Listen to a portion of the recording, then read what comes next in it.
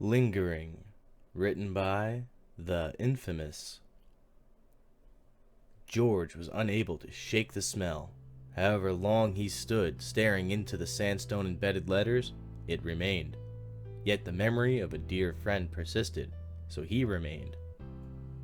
George picked up the crumbled piece of stone that lay near the broken gravesite. Rolling it in his hands, he couldn't make out if it had fallen from old age or was done purposely. Overlooking the grave, he could see the wear and tear of time. The dying blades of green appeared shriveled underneath the weight of the death and decay lingering in the air. His gaze soon fell upon another couple that had come to pay their respects. He watched as they walked hand in hand, garbed in curious attire, towards a smaller site. They sat upon the bench and gently laid a single purple rose alongside a peculiar toy of some fashion. He silently wished them the peace that had escaped him long before. Turning back towards the grave, George placed his hand on the withered headstone and prayed. The hum of industry droned lowly nearby.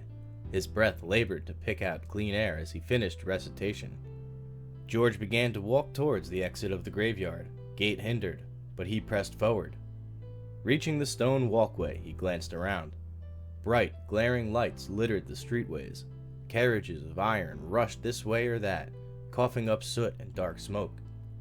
A familiar scent found him treading towards a smaller shop off the stone path. He approached the door and read the sign above the business, Java Coffee. He remembered coffee. George placed his hand on the door handle and pulled. He was met with a heavy scent of coffee rushing out to greet him.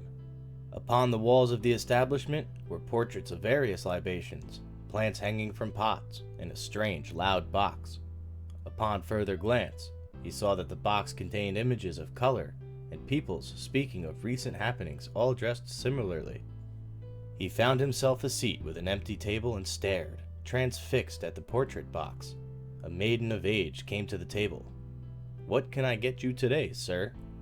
Before he could think of any response, she quickly glanced at him before exclaiming, "Oh, lucky day for you, ain't it? We are actually giving all seniors a free coffee of their choice today. Celebrating the reopening, you know?" She looked towards the sign above the counter before adding, "Been rough trying to make it lately, what with the bank on my heels and the bigger companies pushing people like me around, even having to do these free specials just to get traffic. But hey, it's better than being on the streets, huh?" She gave a half-hearted laugh before turning back towards George. "So, is a coffee good? Will you have anything else, sir?" "That would be lovely, madam. I thank you." George gave a small bow of his head towards the maiden. A few minutes later, she came back with a steaming mug of black coffee. George finally read the lettering upon her apron. "You are a gracious, humble woman. Thank you, Kathy." "It's my pleasure. Let me know if you need anything else," she said, as she began to walk towards the back of the shop. George's gaze once again fell upon the loud, colorful box. After some time, he realized it was speaking of recent events, a living newsletter.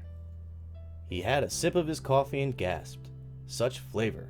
Hardly had he tasted such a thing. As the night passed on, he watched all the transpiring of the living newsletter, such times.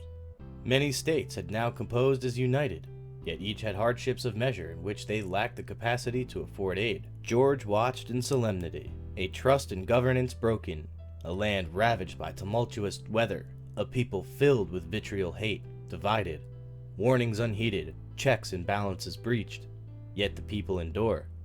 The hour had reached past dusk, and his mug had dried what black was left at the bottom. George reached into his pockets and took 3 of the silver coins within, and placed them upon the table. Each read, Gorgias Triumpho. He walked out of the establishment and towards the cemetery once more. The moon shone brightly and exposed the exquisite craftsmanship of newly placed headstones. A backdrop of crumbled, decrepit graves silently sat, awaiting maintenance and assistance. George soon came upon a stone bench. Fatigue had taken him, and his mind raced with worried thoughts of his countrymen. Sitting within the moonlight, he grasped towards his heart and felt a calmness begin in his hands, spreading from arms to legs, torso to head. A bell could be heard ringing from both near and far. A bench was shown to be barren and filled with moonlight once more, awaiting the bell to feel warmth. once more.